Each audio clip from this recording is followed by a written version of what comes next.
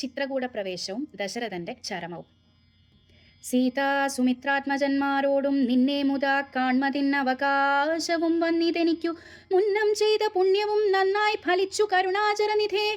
സീതയാ സാർദ്ധം വസിപ്പതിന്നായൊരു മോദകരസ്ഥലം കാട്ടിത്തരുവൻ ഞാൻ പോന്നാലുമെന്നെഴുന്നള്ളിനാൻ അന്തികെ ചേർന്നുള്ള ശിഷ്യ പരിവ്രതനാം മുനി.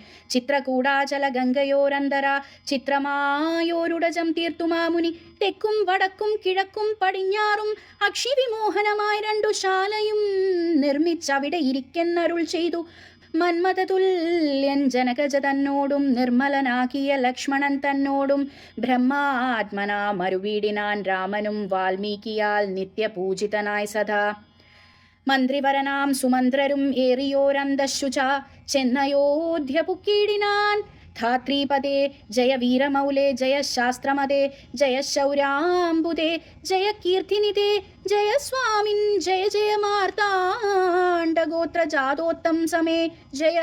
ഇത്തരം ചൊല്ലി സ്തുതിച്ചു വണങ്ങിയ ഭൃത്യനോടാശു ചോദിച്ചു നൃപോത്തമൻ സോദരനോടും ജനകാത്മജയോടും. ഏതോരു ദിക്കിങ്കലിരിക്കുന്നു രാഘവൻ നിർലജ്ജനായ അതിപാപിയാം എന്നോടു ചൊൽവാൻ എന്തോന്നു ചൊല്ലിയതെന്നോട്. ലക്ഷ്മണനെന്തു പറഞ്ഞു വിശേഷിച്ചു ലക്ഷ്മീ സമയായ ജാനകി ദേവിയും.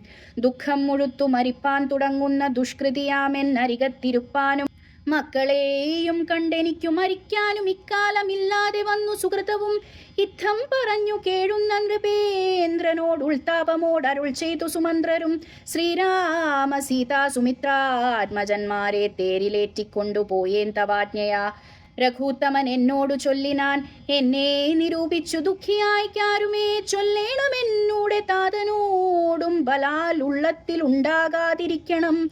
സൗഖ്യമയോധ്യയിലേറും വനങ്ങളിൽ മോക്ഷസിദ്ധിക്കും പെരുവഴിയായി വരും. മാതാവിനു നമസ്കാരം വിശേഷിച്ചും ഖേദമെന്നെ കുറിച്ചുണ്ടാകരുതേതും. പിന്നെയും പിന്നെയും ചൊൽക പിതാവതി ഖിന്നനായി വാർദ്ധക്യ പീഡിതനാകയാൽ എന്നെ പിരിഞ്ഞുള്ള ദുഃഖമശേഷവും ധന്യവാക്യാമൃതം കൊണ്ടടക്കിയിടണം. ഹാ ഹാ ഹതോസ്മ്യമഹം ഹാ ഹാ ഹതോസ്മ്യമഹം. മന്നവനേവം പറഞ്ഞു വിലാപിച്ചു പിന്നെയും പിന്നെയും കേണു തുടങ്ങിനാൻ. ഹാ രാമ പുത്ര ഹാ സീതേ ജനകജേ ഹാ രാമ ലക്ഷ്മണ ഹാ ഹാ ഗുണാംബുധേ. നിങ്ങളോടും പിരിഞ്ഞൻ മരണം പുനരിങ്ങനെ വന്നിതു കൈകേയി സംഭവം. രാജീവനേത്രനെ ചിന്തിച്ചു ചിന്തിച്ചു രാജാ ദശരഥൻ പുക്കുസുരാലയം